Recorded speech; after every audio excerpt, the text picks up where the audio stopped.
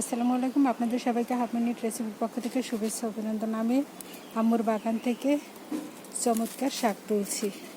দেখুন কি সুন্দর শাক হয়ে আছে। আমি রাস্তার পাশে দাঁড়িয়ে এগুলো হারভেস্ট করতেছি। এটা হচ্ছে আমার আম্মুর শখের বাগান। দেখুন কত সুন্দর তুলে শাক, দেখলেই কাঁচাই খেতে ইচ্ছে করে। অসাধারণ কিছু শাক হয়েছে। আমি এগুলো হারভেস্ট করে নেব, রান্না করব। বাজারে থেকে আমি এসেছি, বাজার থেকে কিনে নিই। বাজারে এক আটির দাম হচ্ছে 20 টাকা। ভাবলাম যে বাজারে কোনখান থেকে হয় না হয়, ওই জন্য আমি আমার আম্মুর বাগান থেকে শাক হারভেস্ট করতেছি। ভীষণ ভালো লাগে আমার শাক হারভেস্ট করতে, শাক রান্না করতে, শাক খেতে আমার ভীষণ ভালো লাগে। এখানেও আছে।